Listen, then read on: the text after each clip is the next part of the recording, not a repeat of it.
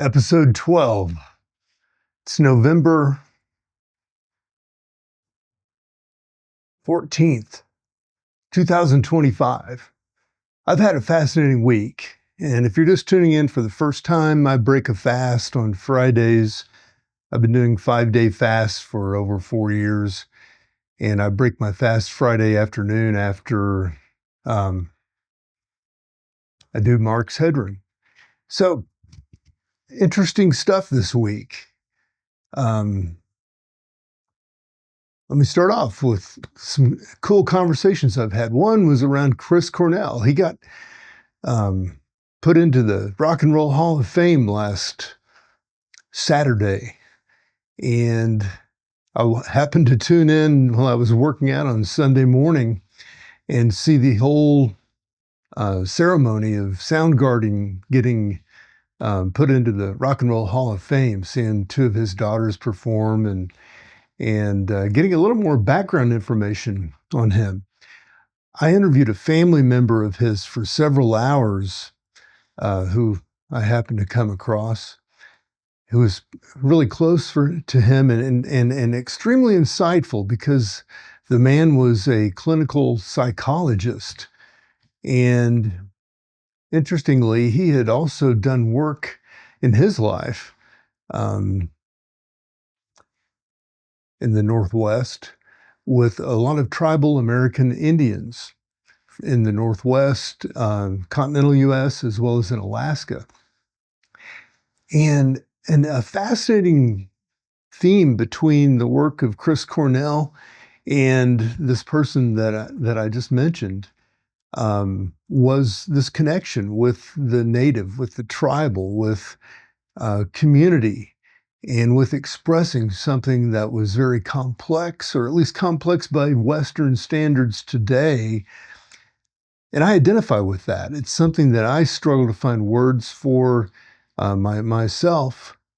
And, part of the reason I'm here doing Mark's Headroom, I think, is because I was struck by lightning. I drowned to death and have had a number of experiences in my life that point me toward looking into these dark places, and they're only dark by the standards of the norm, but into these places that are uncommon. That's why I only had, at last time I looked at the number of viewers that I had on YouTube for my last Mark's Headroom, I had 2 views this last week. I have 5 published Substacks, and I have Roach Creative, where I try to provide a common link to my film work, the things I write, and multiple YouTube channels, as well as, you can go there and see for yourself. I've got a number of a lot of material up there that I need to express and show the world. So as I was talking about the tribal, and kind of some of the things that are just continuing to resonate in my life that I share here, and maybe we'll have more than 2 viewers this time. Maybe there'll be 3, and I don't say that I say it with a little bit of cynicism, but if you touch one other life, if you do something that touches one other life deeply, and I got some comments this week from Mark's Headroom or Transcendent, and maybe even 1 or 2 on FutureWise Energy. Those are the 3 YouTube channels that I kind of focus my media content on. If you manage to touch one person that you've never met before through this medium, I find it to be, find it kind of satisfying. And maybe I'm kidding myself, but, who am I to say what that touch might bring to the other party and others that they may reach. And of course, I know the people that are in my life, the people that are in my local tribe, my family, I tend to believe I have an understanding of how that's operating. been surprised before, though, can be humbled, and through that gateway, learn more about who you are and how you relate to others and what others are going through. Got off the topic of Chris Cornell and Soundgarden here, but the dive into his work and it really is rather powerful when you think about someone having that level of, worldwide fame and exposure to their the things that they write. And I think a lot of people, connect to watch him perform on stage in something of a state of, I think when he really connects with his music, there's a connection of I want to say pain, but with the human spirit. And as I watched some of his other videos that are on YouTube this week, I saw a time or two him kind of, lapse out of character and make a face. And I think, all performers can get kind of fed up with some of the maybe some of the antics that they catch up or catch, in their crowd or their audience that, may be disrespectful to the tune that they're, or the lyrics or the song or the poem or the gist, the vibe of what they're feeling at the moment. So I noticed that about him. Rarely broke into a kind of a contrived or a state of disconnect from the message that he was bringing in his music, because I think many of those lyrics are really touching on something that feels sacred, and maybe I'm making it into more than it really is. Maybe it's just entertaining, and that's for you and others to define. But anyway, it worked especially well and reached people and touched people. And I think a lot of people go to concerts to have a step away from their normal life and step into the genre that an artist has created, and they can hold with sound and lyrics and sometimes the stage performance really adds to the venue or to the focus of that audience. And I just find that to be a something I've examined over and over again as the question about how someone can hold people's attention in this state of almost nonsensical, by standards outside of that venue, whether it's a concert or a theater performance or even a movie performance. People turn over something to the screen or to the entertainer when they walk into a venue, and almost leave part of who they are, on the steps of that entryway. But Chris did something, I thought that was exceptional. I really identify with his work as well as, the, Nirvana, Alice in Chains, um, Lane Staley, Kurt Cobain, some of these people that are dead, including Kurt Cobain. I found myself really drawn to their work because they, in their own way, they suffered with, some problems in dealing with substance abuse and escapism. Yet they dove straight into their expression and seemed to really bring to light things that drew people's attention and captured people's hearts. Many of it in ways that the audience, can't even describe all that well. But that's been a study of mine for much of my life, as well as, people that were influential speakers and people that were leaders in politics and religion and, in social context. And that seemed to lead right back to some recent work that I've done in connecting with the work of Malidoma Patrice Somé.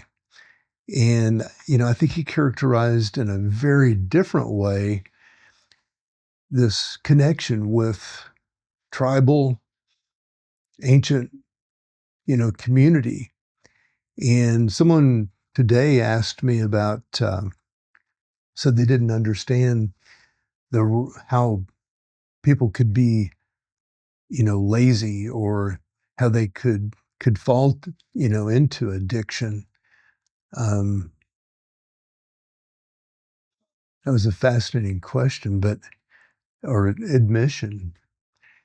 And interestingly, the work that I've been doing around investigating Somé, and also which led me into this Chris Cornell stuff, kind of followed, and then also some dives into recent findings by neuroscience, which I've also been studying really deeply for the last 5 years, especially, I guess.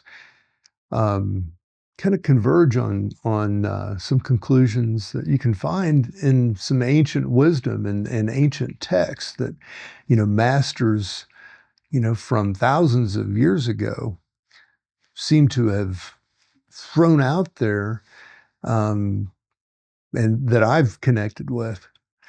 And I feel like generally the population does not connect with some of those truths, and not everyone is meant or interested or wants to fast 5 days a week to find access to that, or has been struck like by lightning, or had the two near-death experiences that I've had to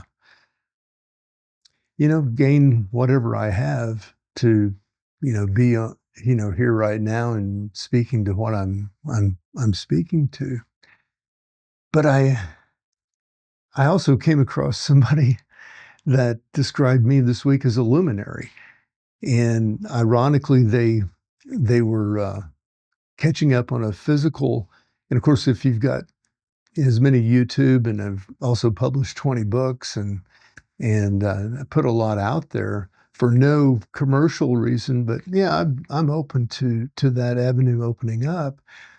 But for putting it out there because of the inner drive that I have for somebody who may stumble across this stuff and find some benefit, value from it.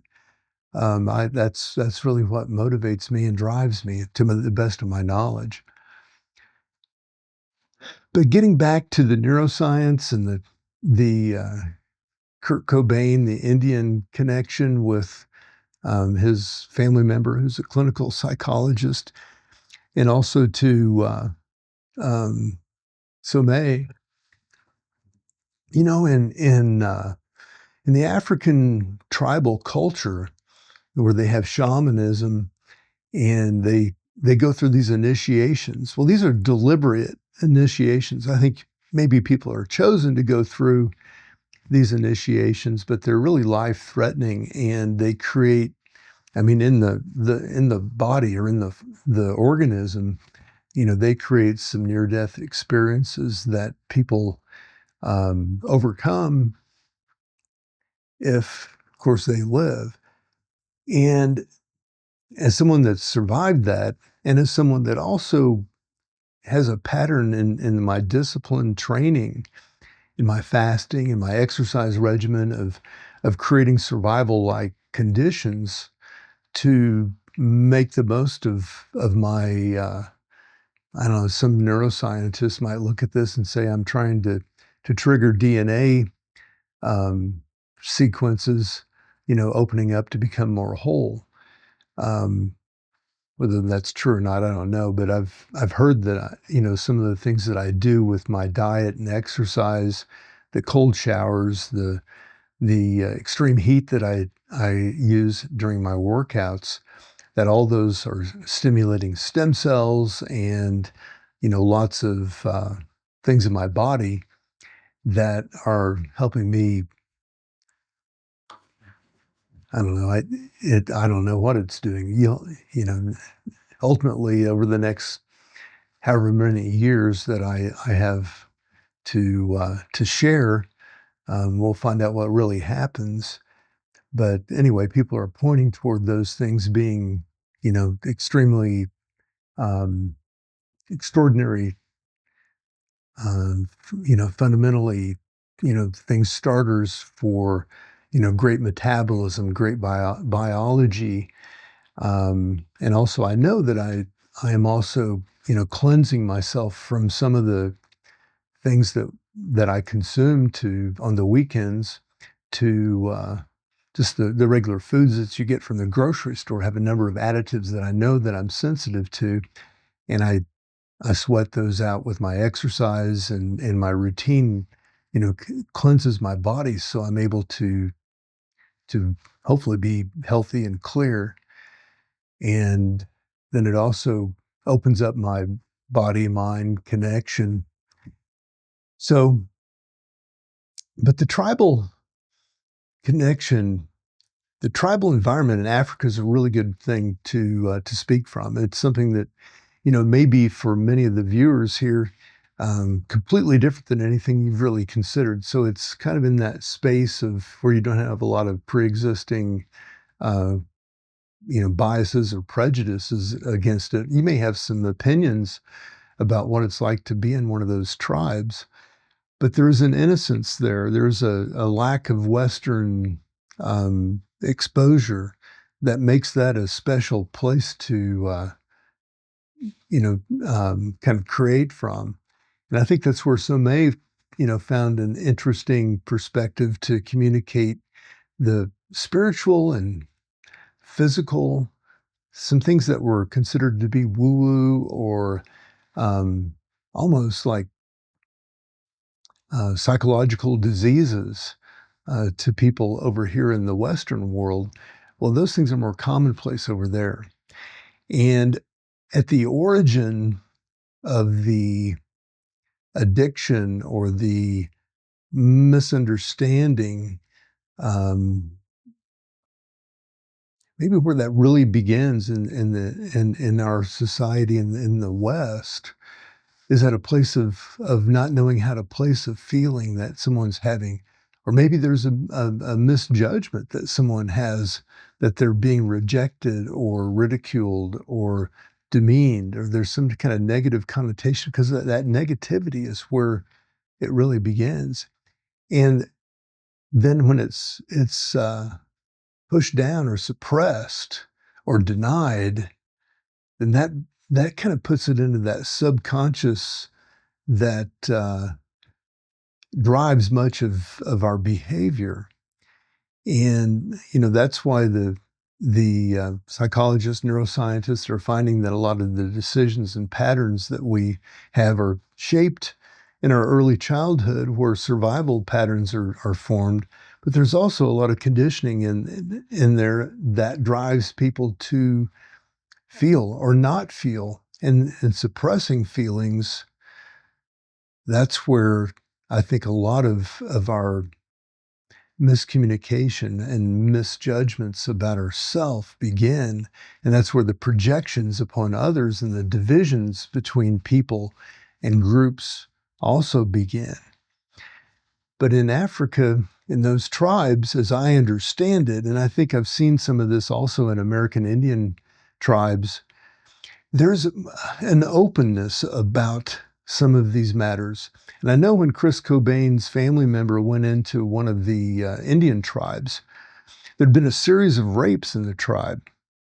And the interesting thing that he told me about was that when he encountered the tribe, they weren't necessarily firstly concerned with identifying who committed these crimes by our standards, but they considered it to be a problem of the tribe, that there was a condition that the tribe was somehow creating or sustaining, or it was a fault of the community. that led to this people being hurt. And it wasn't that they were dismissing the rapist as having problems that need to be dealt with, but their first and foremost point of concern or of addressing with an outsider was, what can we do as a community to address this obvious failure of ours?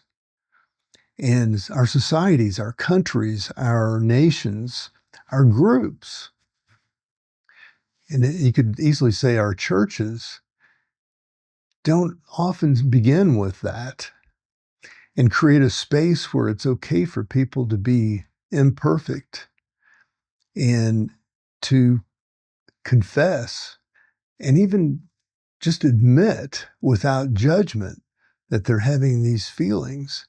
And as I've studied Somé, one of the things that surprised me was how clearly his ancestor, his grandfather, for example, was there to help provide an comfort to whatever Somé was feeling or dealing with. And there wasn't a reaction necessarily to the kind of the psychic material that was coming forward for Somé. And there was a lot of acceptance around these things that we make over here in the West call paranormal or psychotic. But these things are so real. And that's why we have so much division and polarity here, I believe, is because of a misunderstanding about how we really operate. We've become so mental in thinking that we are basically working out of our head and disconnected from our body and our hearts.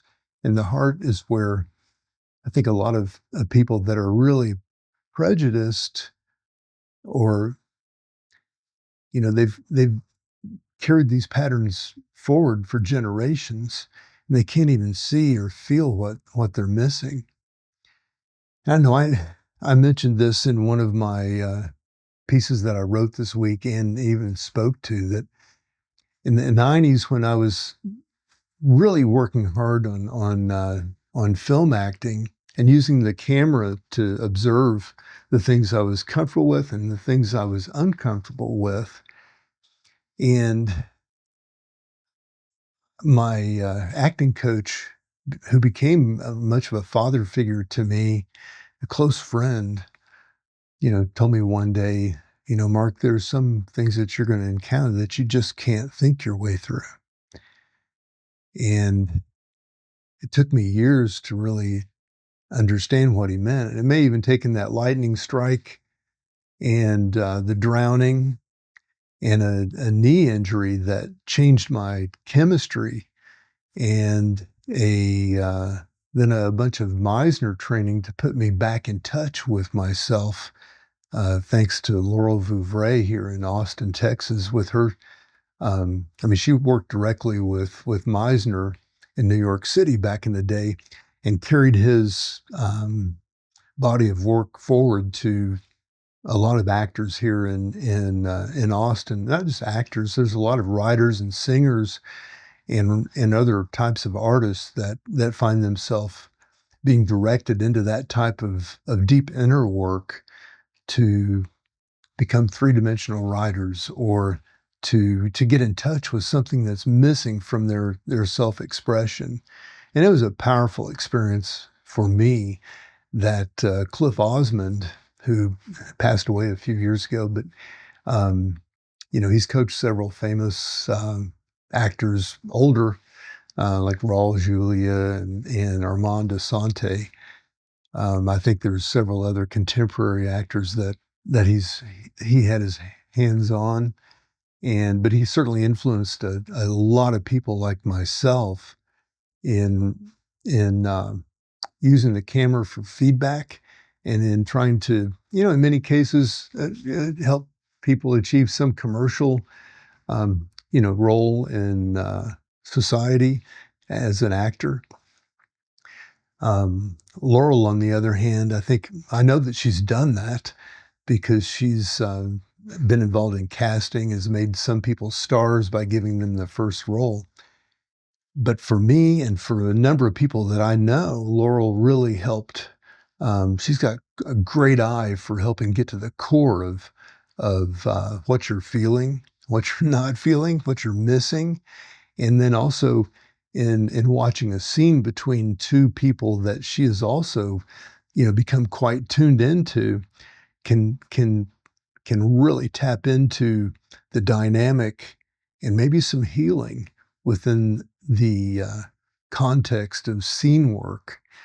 And anyway, that for me, it was a powerful dive into, my organism, my instrument, my body, my psyche, and at times, getting a glimpse of my soul.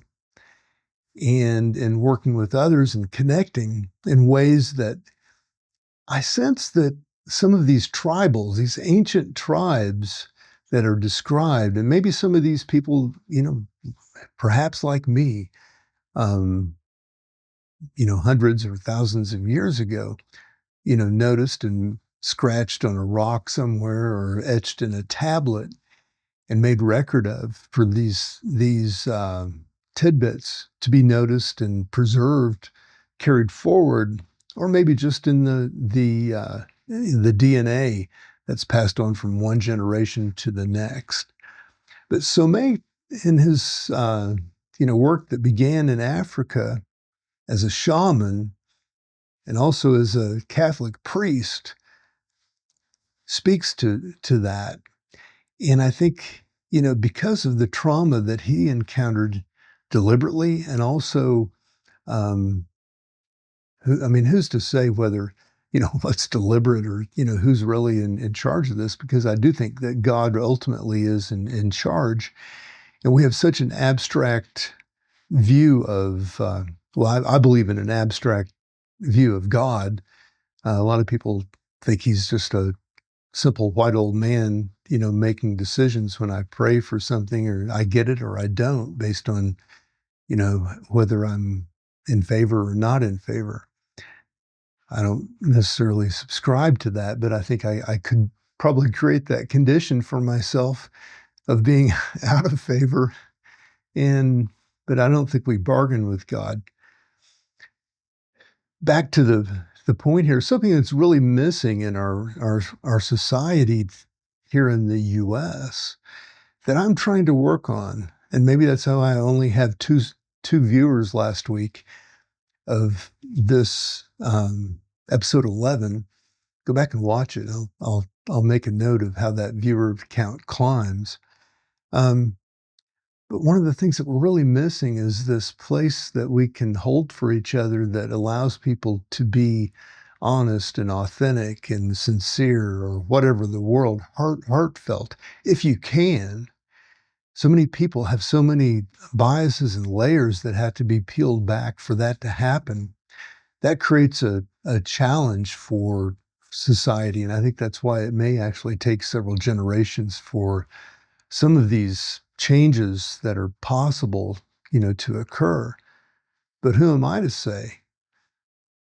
The last 10 years or 15 years since technology and the social media have exposed things for what is really going on, have done a world of good for me, because some of the things that I wanted to expose or set fire to years ago are now more common knowledge, and those sacred cows have fallen.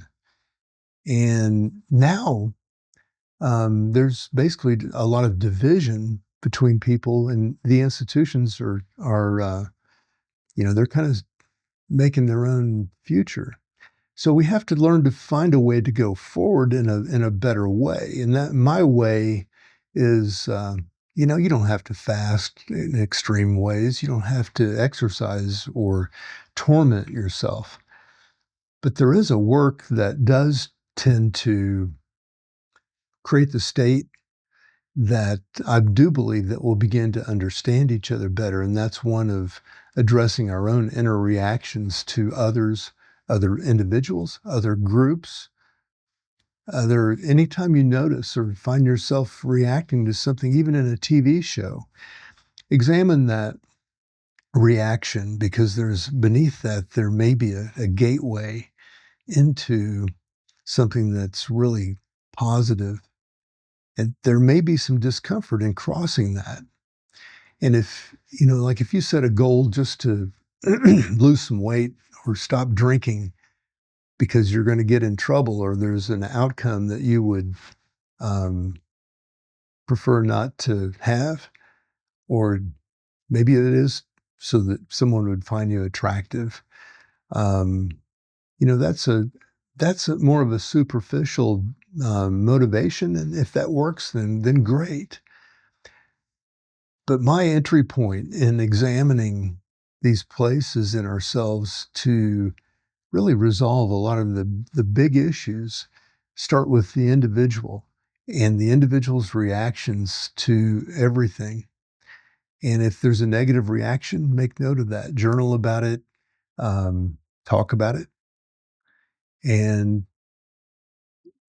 try to stay away from patting yourself on the back that, oh, that's okay, or that's right. I must be in a safe place because that's normal. Because if you keep doing normal, whatever normal is, you end up with all the division and the chaos that we're seeing more clearly in our transparent society today.